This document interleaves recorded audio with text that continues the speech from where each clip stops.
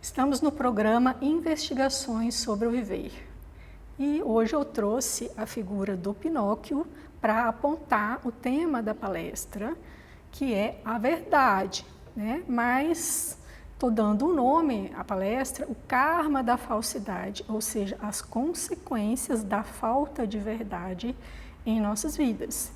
E eu não vou falar sobre a verdade num sentido transcendental, né? Como a verdade do Nirvana, que seria o mundo real em comparação com esse nosso mundo ilusório, né?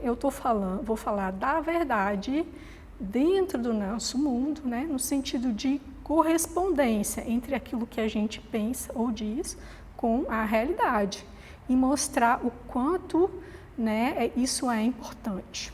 Essa preservação da verdade em nossas vidas, né? Em função das consequências que levam uma vida onde falta verdade. E eu não vou falar exatamente sobre a verdade na vida individual, não vou falar desse ponto de vista, né? Sobre esse aspecto a gente poderia falar sobre o mentiroso, né? Que é uma pessoa vai ter problemas na vida, né? Como a gente já sabe, já diz até o ditado, mentira tem perna curta. Pessoa que tem o hábito de mentir é uma pessoa desacreditada, né? Uma pessoa que se auto-prejudica em primeiro lugar e prejudica também os outros.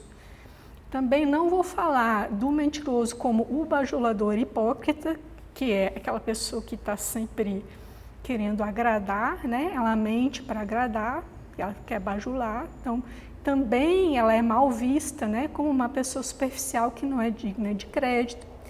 Não vou falar também sobre a pessoa que é iludida, né, que a ilusão é a ausência de verdade, a pessoa que tem uma vida de ilusões e fantasias e, por consequência, tem uma vida de frustrações. Ela está sempre se decepcionando, se frustrando, porque ela acredita nas próprias ilusões, por isso que não constrói uma vida de satisfação real, em nada.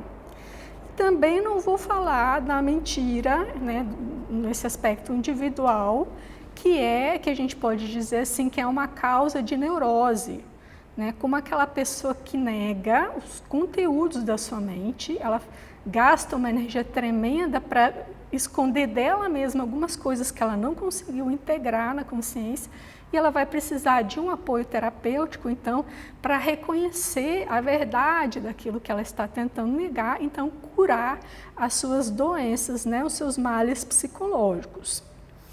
Então, isso aí eu citei rapidamente porque é importante, mas cada um pode fazer sua reflexão, porque é um assunto bastante claro, né? E aqui eu marco como uma citação, e apesar de que eu não vou usar muito texto hoje, vou ler mínimas coisas, mas eu achei importante trazer uma citação que muitos já conhecem, dos Yoga Sutras de Patanjali, né, que fala dos votos na senda do yoga, né, na seção 2, o Sutra 30 da seção 2 diz que os votos de autorrestrições, yama, né, em sânscrito yama, compreendem as abstenções de violência, falsidade, roubo, e de incontinência e de cobiça.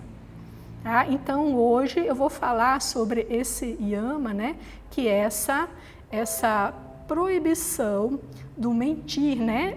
E aqui eu trago também uma definição, uma explicação do Dr. Taimni, que é o autor que eu costumo citar, né, para explicar os Yoga Sutras de Patanjali, que ele diz de uma maneira assim bastante didática o que é satya, veracidade ou não falsidade, que não é simplesmente aquela mentira, como a gente diz, grosseira. Eu não conto uma mentira grosseira, mas eu tenho uma porção de falsidades na minha vida, né, que eu costumo praticar. Então ele dá uma explicação para mostrar que essa ideia de não falsidade ela é mais ampla.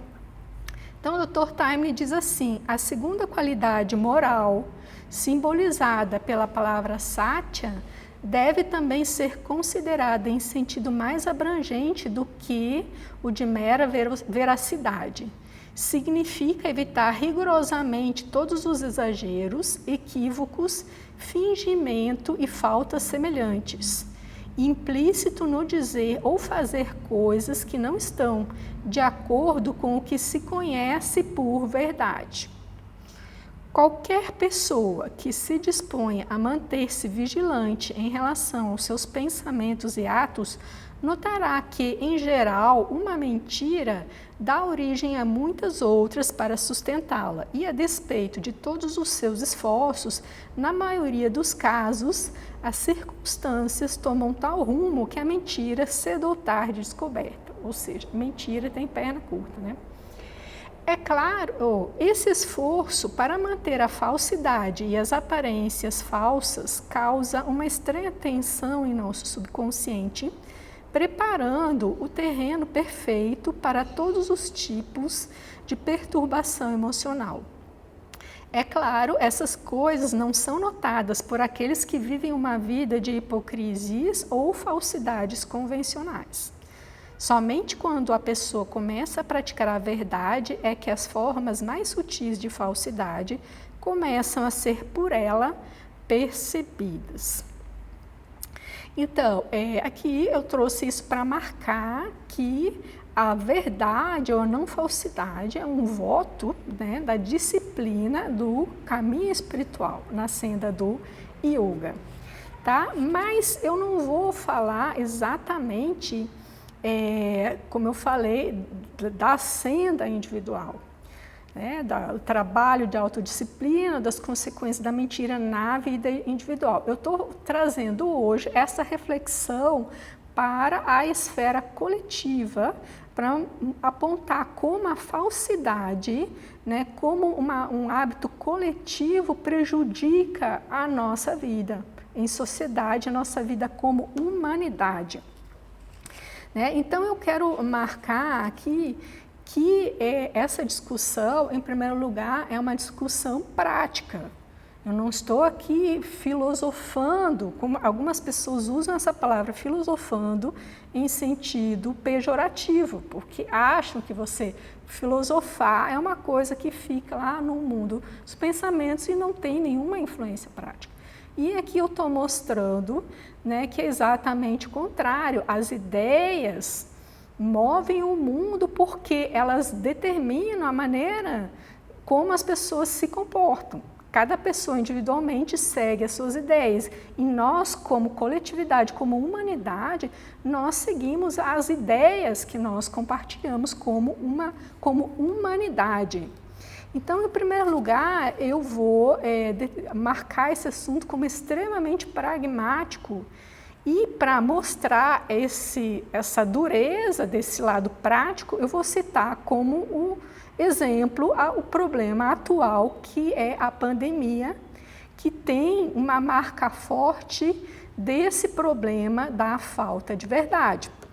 Né? E aí eu vou falar bastante sobre o negacionismo, né? Porque o negacionismo de uma parte da população tem efeitos práticos de dificultar ou de atrasar o combate à pandemia. Aí você vê que, além de ser um assunto prático, é um assunto que diz respeito a todos nós. Porque você pode dizer assim, não, eu sou uma pessoa muito sincera, eu não costumo mentir na minha vida. Né? Tudo bem, que ótimo. Mas, se uma parcela grande da população tem o hábito de negar a verdade, você, assim como eu, todos nós vamos arcar com as consequências dessa prática, porque nós somos uma unidade. Essa pandemia, mais do que tudo, mostra a nossa interdependência. Não é suficiente eu agir correto, nós precisamos agir corretamente como sociedade. Porque se a pandemia dura mais ou menos, até aquela pessoa que está cooperando vai ficar mais tempo em casa, vai ficar mais exposta ao risco de doença e de morte e ficar mais exposta ao prejuízo que são essas consequências.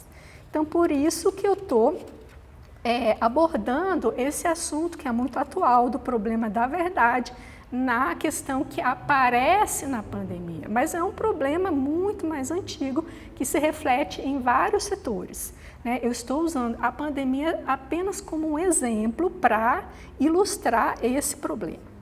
Então, começando, a primeira ilusão, né, antes de entrarmos no assunto, seria negar isso que eu afirmei, negar que nós somos uma unidade. Então, nós temos que reconhecer que nós somos uma unidade, nós somos interdependentes. Então, a primeira ilusão a ser vencida é essa, né? A pessoa individualista não vai conseguir compreender esse problema, né? Porque ela ainda não percebeu, né, a realidade dessa interdependência, né, de nós todos como humanidade. Então, essa pandemia, como eu falei, ela mostra que há um problema grave de verdade no mundo hoje, né? E a gente vê, então, em vários exemplos, outros que eu não vou citar aqui muito rapidamente. Eu cito a negação do Holocausto, que também eu acho gravíssima, além da negação da pandemia, né, que gera consequências atuais, mas a negação de uma coisa tão grave como o Holocausto indica também um problema sério de verdade e um problema sério, quer dizer, de falta de verdade, né, e um problema sério de falta de humanidade, de falta de empatia, porque quando nós tomamos conhecimento de um mal muito grave, né, que ocorreu na humanidade, nós temos, qual é a reação humana? É sentir empatia por aqueles que sofreram aquilo e vigiar para que isso nunca mais aconteça. E quando existem pessoas ou grupos que negam aquele acontecimento, isso é muito grave também e é um problema que tem a ver com a verdade. E aqui eu já começo a apontar que o assunto da verdade tem a ver com o assunto da compaixão. São duas coisas muito próximas. Então, nós agimos, como eu falei, segundo o que pensamos, individualmente e coletivamente. Então, quando o que nós pensamos, eu me refiro a isso de uma maneira muito geral, né? Como um conjunto de ideias que nós temos, só que muitas vezes essas ideias não são claras para nós. Nós temos noções mais ou menos conscientes, um pouco inconscientes sobre as coisas que nós reproduzimos sem perceber, né? E funcionam na nossa mente como pressupostos, né? Que nós assumimos e muitas vezes não temos consciência. Mas nós assumimos porque muitas vezes eles estão na moda, eles estão no nosso contexto, né, no qual nós convivemos e nós reproduzimos aquelas ideias sem nenhuma crítica, sem nenhum questionamento. Então, para ilustrar esse problema dos pressupostos que não são claros, eu vou abordar as duas questões sobre a verdade que eu considero mais graves atualmente, que são os fundamentos céticos e relativistas, né? Então, assim, vou usar, como eu falei, o exemplo da pandemia, mas vale para tudo, né? Então, quando nós tomamos como ceticismo, que é um conjunto de ideias, uma filosofia que nega a possibilidade de se ter certeza sobre as coisas, e tomamos o relativismo como uma ideia de que não existe uma verdade a ser objetiva, né? E a verdade é aquilo que aparece para cada um, né? Ou seja, aquilo que cada um acha. Se nós tomamos isso como fundamentos do modo de pensar, e esses dois fundamentos vão afetar toda a nossa prática de pensar sobre a verdade, né? Se você não acredita na possibilidade de saber a verdade, ou se você acha que a verdade é o que cada um acha, né, você vai agir para as verdades individualmente como aquilo. Então, você vai dizer assim, não, se verdade é o que cada um acha, eu acho que pandemia não existe, ou eu acho que não precisa usar máscara, porque isso é uma invenção, porque tem na sua mente já um pressuposto ali sobre a verdade. E quando nós temos essas ideias assim mescladas no pensamento coletivo, isso vai influenciar o comportamento de uma massa, né? Mesmo que as pessoas não tenham muita clareza e muita consciência. Pelo contrário, não tem. E exatamente isso que eu estou fazendo aqui é trazer à consciência essas ideias para que as pessoas possam, então, criticá-las, né? E reconhecer, né, as consequências destrutivas das ideias.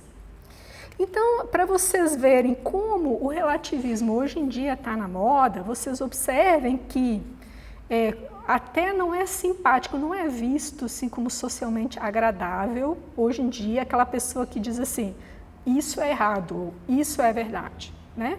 Em geral, a gente pensa assim, nossa, que pessoa chata, está dizendo isso é verdade ou isso é errado.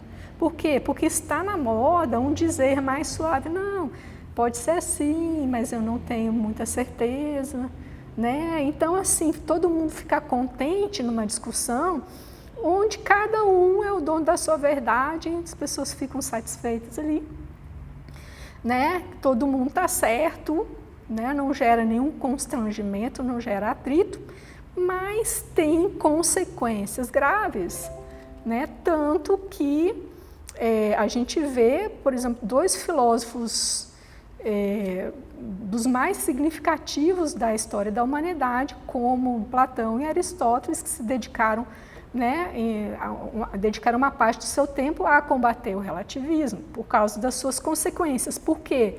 Se você diz assim, não, verdade é o que todo mundo, que cada um acha, entre os seus amigos você pode parecer inocente, né? Mas o criminoso vai achar que ele está certo, que ele está acostumado a ouvir que todo mundo está certo, então se ele comete um crime, ele está certo.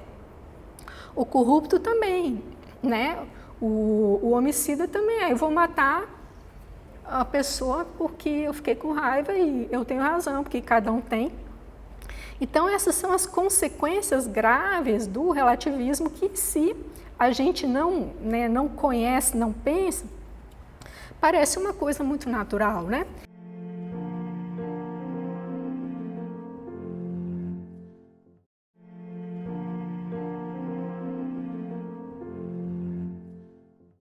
Então, quando eu falo ceticismo e relativismo, quando a gente fala isso, em primeiro lugar a gente logo pensa na academia, né? A gente pensa num curso de filosofia, numa corrente filosófica. Por quê? Porque essas ideias surgem, né, de um modo claro e organizado ali. Né? Agora, se você vai estudar o ceticismo na academia, você vai ver vários filósofos céticos, cada um com o seu ceticismo, ou seja, com a sua teoria, né?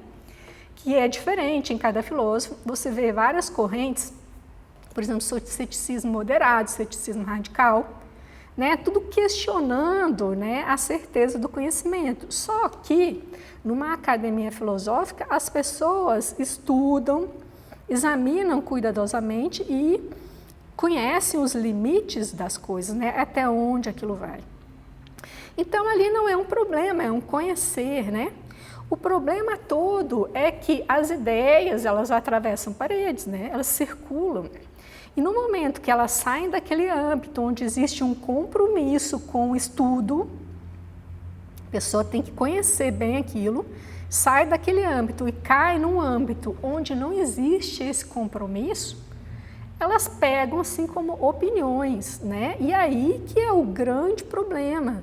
Porque cada um vai captar aquela ideia, por exemplo, do ceticismo, do jeito que achar, e vai aplicar a sua maneira sem pesar nem medir as consequências.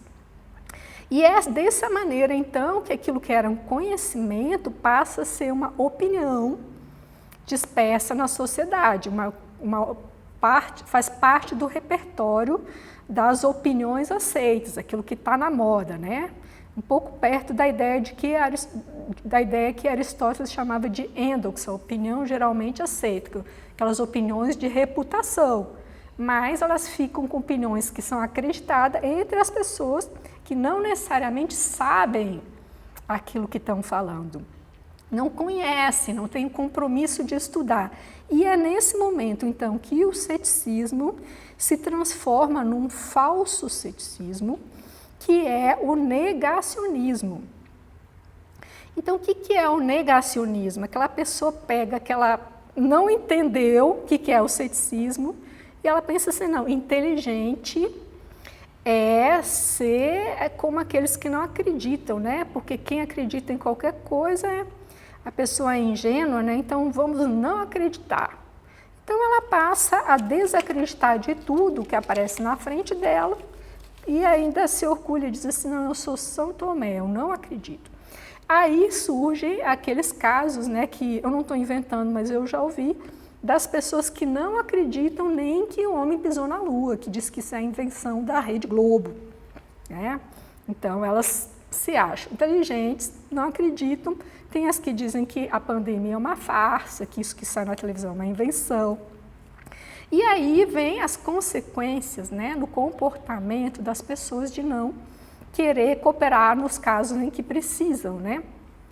Então, nesse processo de aceitar ou não aceitar, não existe qualquer conhecimento ou reflexão crítica. E quanto mais panfletária é essa divulgação dessas correntes filosóficas, menos as pessoas vão entender. Por isso que eu tenho bastante medo sobre essas filosofias, eu tenho bastante medo em relação a essas filosofias de WhatsApp, de figurinha de WhatsApp. Porque se você lê uma frase, você acha que entendeu um assunto, é perigosíssimo. Ou um vídeo de 5 minutos, né? Então, essa é uma realidade que nós vamos ter que enfrentar no futuro. Então, se você, por exemplo, divulga um conjunto de ideias de uma maneira superficial e panfletária, a probabilidade das pessoas distorcerem aquilo é muito grande. E quando isso é feito em massa, ao longo dos anos, nós temos consequências graves no comportamento das pessoas. E aí, aquela ideia é supostamente assimilada de um modo bem superficial e a pessoa não tem nenhum trabalho de investigação. Qual é a reação que ela vai ter? A reação que já está pronta no reino animal, que é atração ou repulsão. Então, a pessoa vai ser a favor ou contra, né? Você até chama um cachorro, às vezes o cachorro se chama Rex, vem cá. Ele olha para você, ele não gostou de você, ele não vai, né? Ou ele vem. Então, esse processo reativo de ser a favor ou contra, ele já está maduro no reino animal. E aí, quando isso vai para o reino humano, que aquela racionalidade ainda está de modo rudimentar, né, esse processo reativo ele pode causar esse estrago, porque ele determina um comportamento sem ter aquele desenvolvimento racional que possibilita a pessoa realmente saber o que ela está escolhendo, né? Ela não sabe com o que ela está concordando ou não, porque ela não tem conhecimento sobre aquilo. Então, não existe nenhum processo de crítica ali em concordar ou não concordar, porque um processo de crítica demanda uma análise. A gente já fala análise crítica. Análise é o quê? Separar um assunto em vários pedaços. Análise crítica demanda um trabalho de aprofundamento, né? E nesse processo do concordo, não concordo, gostei ou não gostei, não tem. Aí eu aproveito para citar um autor também que eu gosto muito, quer dizer, um filósofo, um mestre, que é o Gurdjieff. Ele não costuma escrever muito em geral, foi um discípulo dele que escrevia, o Ouspensky, e eu estou trazendo então 2 trechos para mostrar os comentários que ele faz a respeito dessa forma rasa ou superficial de pensar, concordando ou não. Que ele diz que isso é atividade da parte mecânica ou inferior da mente. Então, o Ouspensky escreve assim: a parte mecânica do centro intelectual tem um nome especial. Às vezes, fala-se dela como um centro separado, e nesse caso, ela é chamada centro ou aparelho formador. A maioria das pessoas só utiliza essa parte, nunca usa as melhores partes do centro intelectual. Mas os conceitos desse sistema, ele está falando, as ideias filosóficas que ele está mostrando, ou conceitos semelhantes não podem em absoluto ser compreendidas pelo aparelho formador, que é essa mente superficial. Ele tem limitações bem definidas. Uma de suas peculiaridades é que só compara duas coisas, como se numa determinada linha só existissem duas coisas. O centro formador gosta de pensar em extremos. Por exemplo, ele ou sabe tudo ou não sabe nada.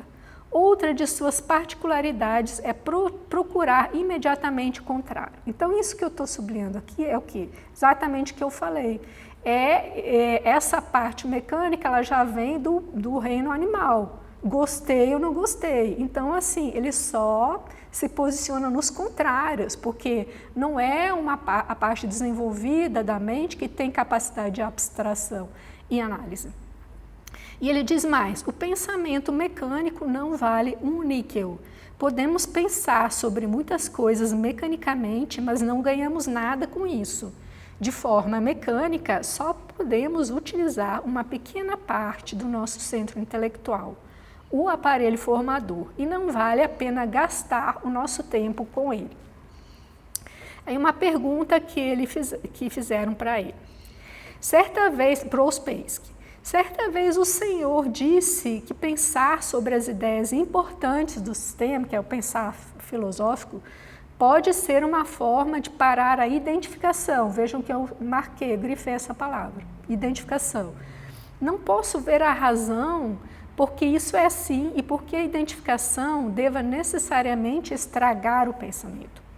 E aí ele responde, porque a identificação torna o pensamento estreito, imperfeito, ela nos acorrenta.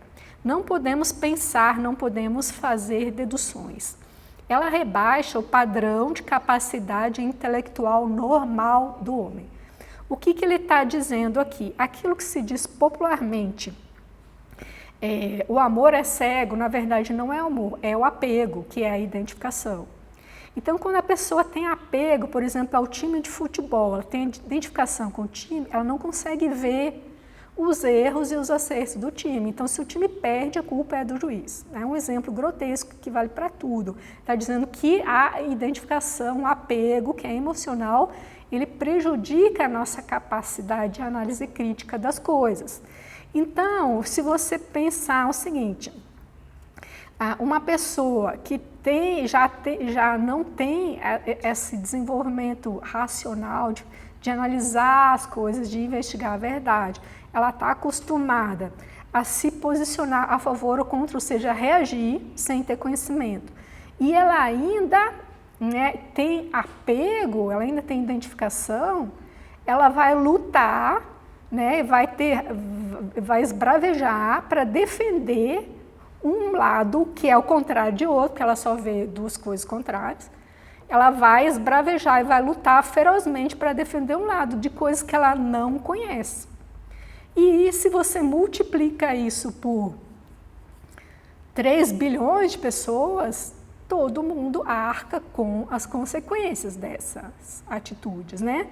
Então, é evidente que hoje nós temos um mundo onde a polarização é um problema. Não preciso explicar isso, que todo mundo está ciente, né? Mas essa minha preocupação é antiga, só que agora isso apareceu de uma maneira muito clara e muito grave. Isso indica que nós, como humanidade, estamos tendo um problema com a verdade, com a racionalidade. Porque, segundo isso que eu já expliquei aqui, você vê que quanto mais polarizada está uma sociedade, mais irracional ela está. Ela está apenas reativa em função de um não saber, né? Ou de uma ilusão de saber. Tá? Então, isso aí que eu citei tem a ver com o negacionismo que nós vemos hoje, a pandemia, mas também acontece e acontecerá, né, em outros setores. Tá? Outro problema, então, que eu destaquei, porque eu falei em ceticismo e coloquei a distorção, que é o negacionismo. Agora eu vou para o outro problema da verdade, que é o relativismo. O relativismo que a gente tem hoje, que é verdade o que cada um acha, já é muito antigo, e a gente já vê em Protágoras, que é um filósofo, um sofista que Aristóteles e Platão combatiam muito, né? E que dizia verdade, o homem é a medida de todas as coisas. E, trocando em miúdos, é que cada um vê é a verdade, o que cada um acha é verdade. Então, para mostrar aqui que eu não estou inventando e nem interpretando nada, eu trouxe um pequeno trecho interessante da metafísica de Aristóteles, e ele está criticando ali essas pessoas que defendem essas ideias. E ele diz que eles defendem essas ideias e eles nem agem dessa maneira. Olha só. Consequentemente, fica bastante evidente que ninguém, entre os que professam essa teoria ou os que pertencem a qualquer outra escola, coloca-se realmente nessa posição. Se assim não fosse, por que alguém caminha até Mégra ou não permanece em casa simplesmente pensando em fazer a viagem? Por que não caminha cedo numa manhã até a beira de um precipício e nele se precipita, em lugar de francamente se esquivar a agir assim, demonstrando desse modo que não pensa que é igualmente bom e não bom neles precipitar-se? É óbvio que então ele julga que um procedimento é melhor e o outro é pior. Então, para refutar aquelas pessoas que diziam assim, verdade é o que aparece para cada um, então uma coisa pode ser para um e pode ser o contrário para outro. Ele está mostrando que as pessoas nem agem dessa maneira. Porque se pode ser ou não ser do mesmo modo, por que as pessoas param na frente do precipício? Se elas param na frente do precipício é porque elas mostram que elas não pensam assim. Pode ser ou pode não ser, elas sabem que deve parar ali, né? Agora, eu faço um seguinte destaque, que o negacionismo, ele chega a ser pior que o relativismo. Por quê? Porque no negacionismo as pessoas se jogam no precipício. E por isso que o assunto é grave, né? E tem gente que, por exemplo, para citar o exemplo da pandemia, que nega a pandemia e só vai reconhecer no dia que foi entubada, que tiraram o tubo, foi extubada, e diz, puxa, eu errei. Mas tem gente que não vai ter essa oportunidade, não é? Então,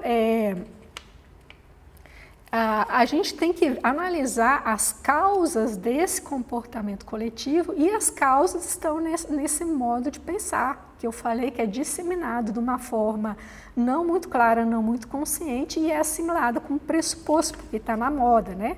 As pessoas seguem, né, essas ideias que elas têm assimilado. E eu me sinto obrigada a falar sobre isso agora em razão da pandemia, mesmo vendo esse problema há muito tempo, né? Eu me preocupo com isso há muito tempo, tanto que atualmente eu pesquiso isso no doutorado em filosofia, esse tema da dialética da verdade, na filosofia de Aristóteles. Eu comecei no mestrado e agora eu continuo já no doutorado, investigando isso, ou seja, mostra que a minha preocupação é muito mais antiga, mas como eu tenho senso de unidade, de responsabilidade, né, e a pandemia aflige a todos nós, eu me sinto obrigada a falar alguma coisa, né, porque a gente tem que tentar minimizar os erros e os sofrimentos e impedir que aconteçam outros, né. Mas esse problema é muito antigo e eu confesso para vocês que há muitos anos me chama a atenção ideias que eu vejo circulando, né, que tem assim uma raiz, né, que posso dizer na filosofia ou então na ideologia, que a gente usa com a palavra no sentido mais ligado à política, né, sobre a questão da verdade, como a verdade é uma questão de poder, né.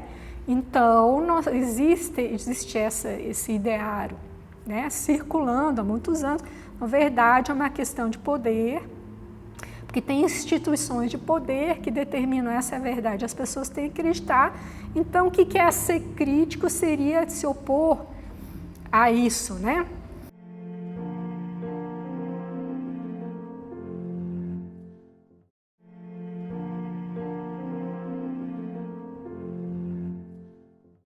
E quando isso é disperso, como eu falei, de uma maneira mais panfletária, pior, né?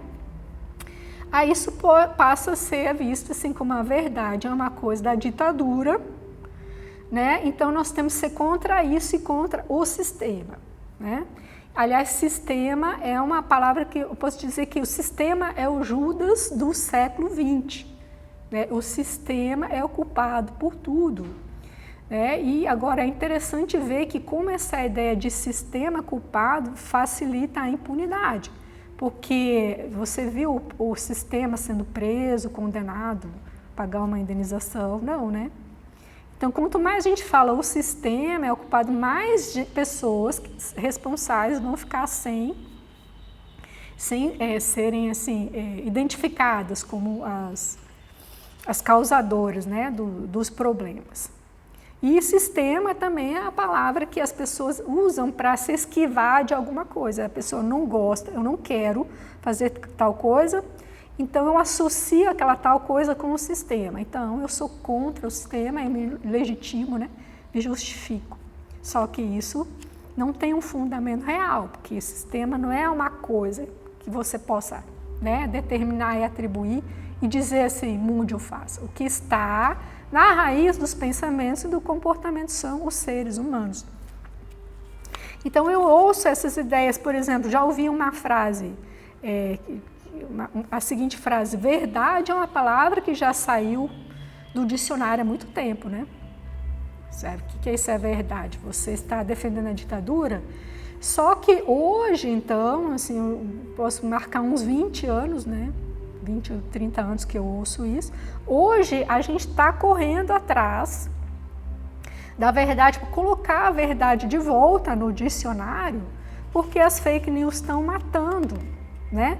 E aí, por quê? Porque hoje a gente tem as consequências desse modo de pensar e de agir, só que como é que você vai mudar agora isso de uma maneira rápida, né? Hoje a gente tem que arcar com esse rio que toma essa direção. Você não inverte a direção do rio de um mês para o outro, principalmente quando ele cavou aquele trilho ao longo dos anos, né?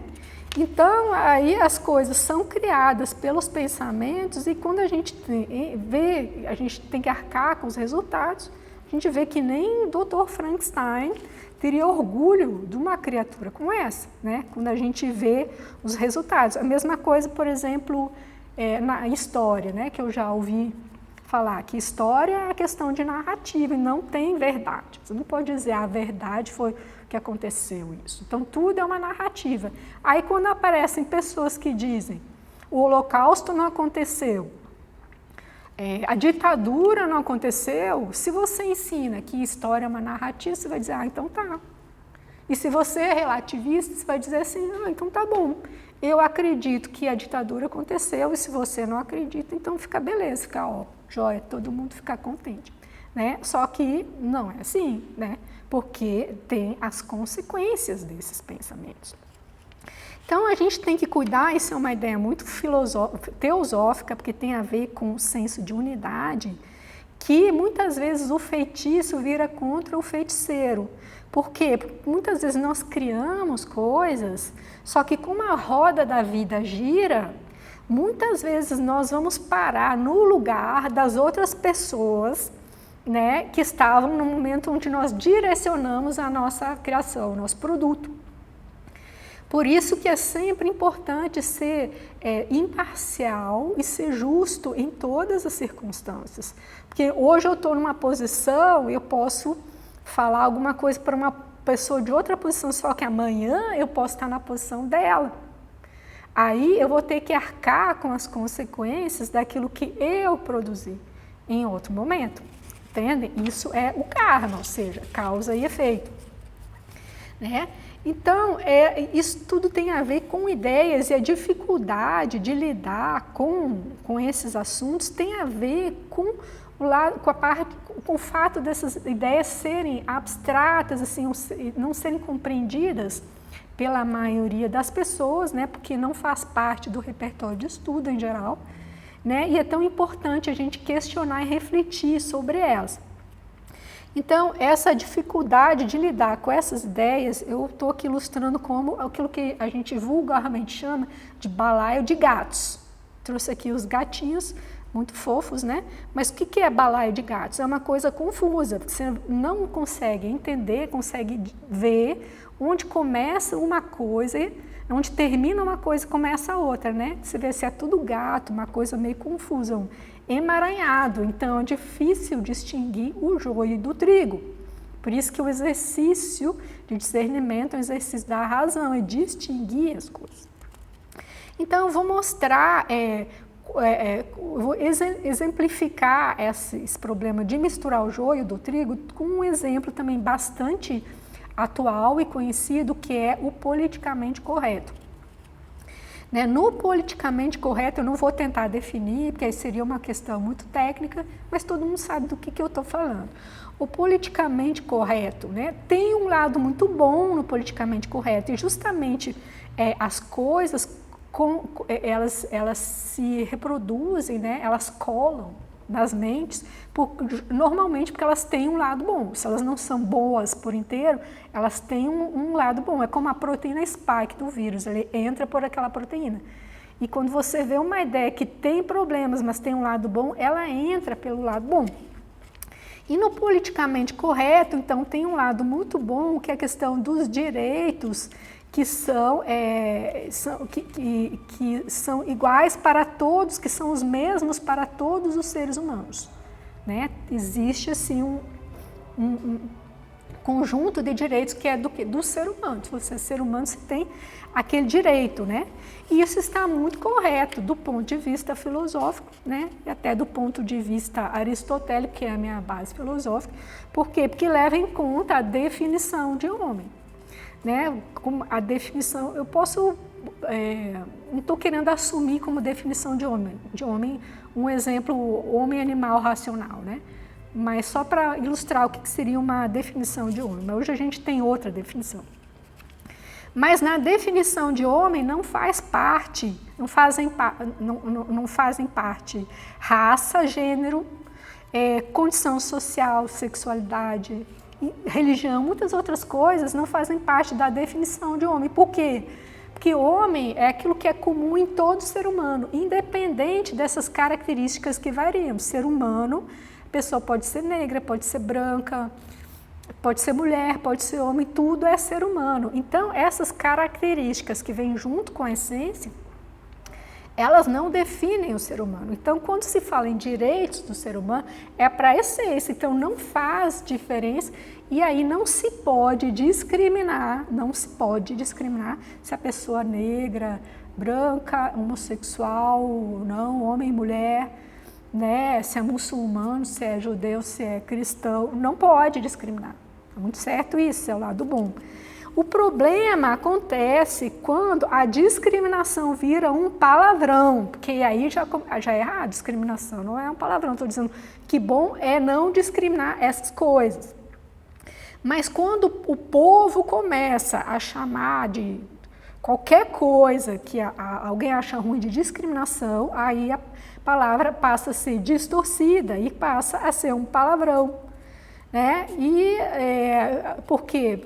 É importante mostrar que não é assim, porque existem coisas que a gente precisa, a gente deve discriminar sempre, que é o quê? O certo, o errado, o bem, o mal, o verdadeiro e o falso.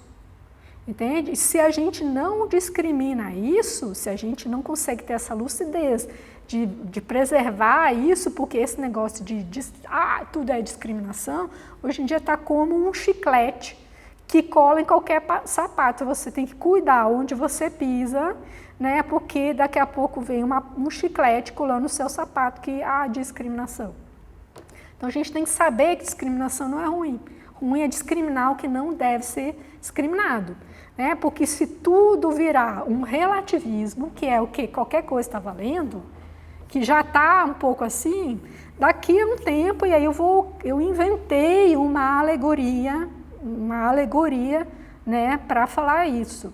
Eu inventei, daqui a pouco nós estaremos pedindo perdão a seu Satã, por estar criticando o seu nobre ofício, que é fazer o mal. né? Eu inventei essa alegoria, mas a coisa chega nesse ponto. Porque quando vira moda não discriminar qualquer coisa, as pessoas não vão mais discriminar entre o certo e o errado, entre o verdadeiro, o falso, o bem e o mal, e multiplica por 3 milhões, você vai ter um comportamento em massa que vai afetar a humanidade como um todo, que hoje em dia nós somos a aldeia global, não é mais nem sociedade. Então, eu marco a necessidade de nós entendermos essas ideias como uma atitude solidária, uma atitude de interesse em promover o bem comum, para vocês verem que filosofar não é uma coisa sem consequência, né? É uma necessidade que tem por finalidade o bem individual ou comum. Hoje eu estou falando da questão da verdade a respeito do bem comum, né? E essa reação, ainda queria marcar que essa reação da humanidade de negacionismo em relação à pandemia é muito preocupante. Não só como os efeitos práticos de morte, mas é preocupante em relação ao estado em que ao ponto ao que nós chegamos, né? Porque antigamente a gente vê que as pessoas usavam a morte como uma reflexão, né, para levar à austeridade, então se libertar das ilusões do mundo, né, a reflexão sobre a morte pelos antigos levava a essa interiorização, né, essa visão austera, né, não superficial e sem ilusões, sem excessos. Mas hoje em dia, vejam como é grave, nem milhares de mortos por dia fazem as pessoas saírem das suas ilusões. É interessante, tem pessoas, claro, que estão, né, perplexas, estão fazendo a sua reflexão, estão repensando tudo, mas tem gente, o tal do grupo do nem aí, né?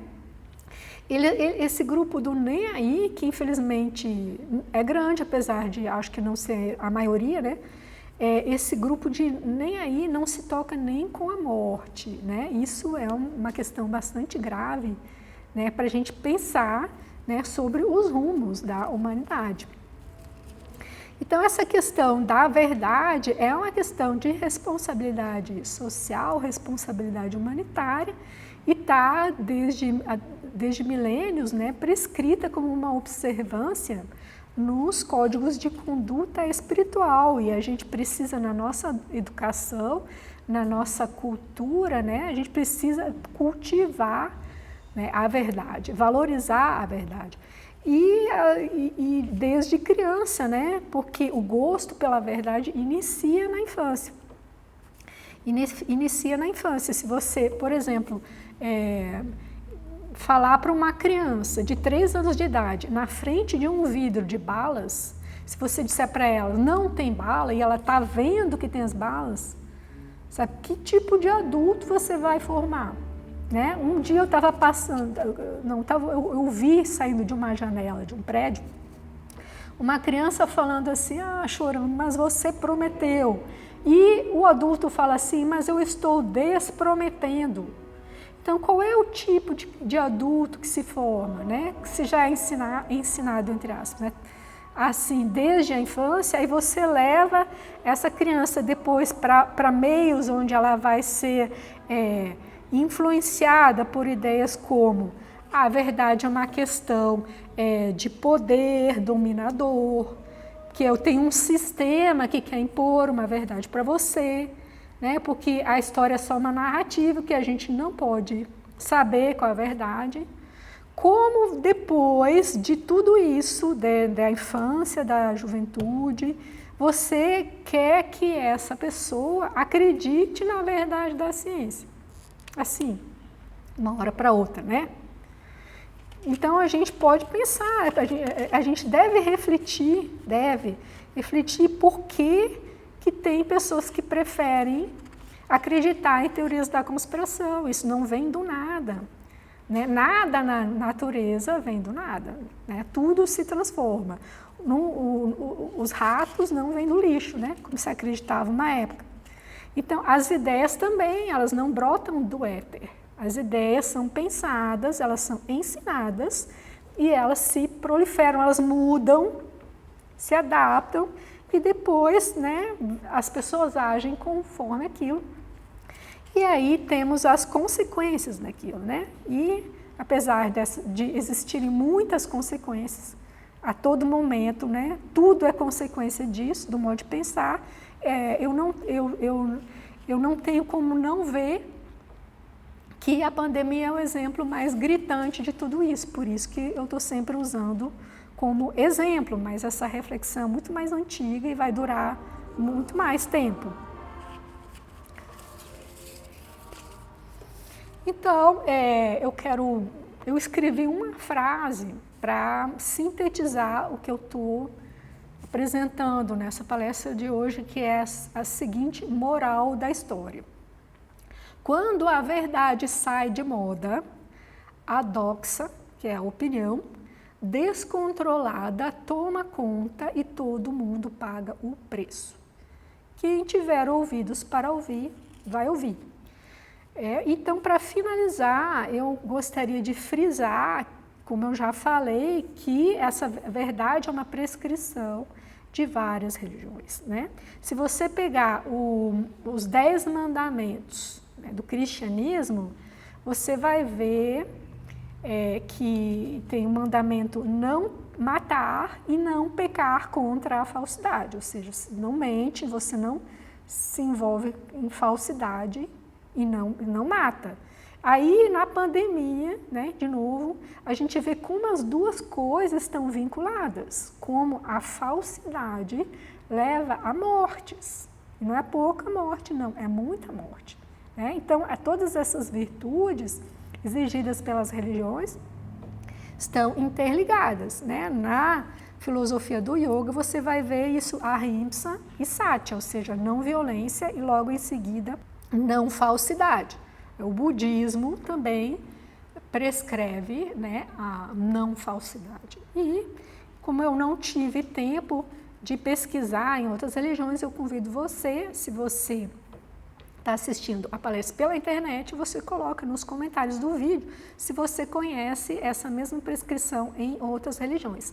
Assim você colabora com a gente na pesquisa de religião comparada.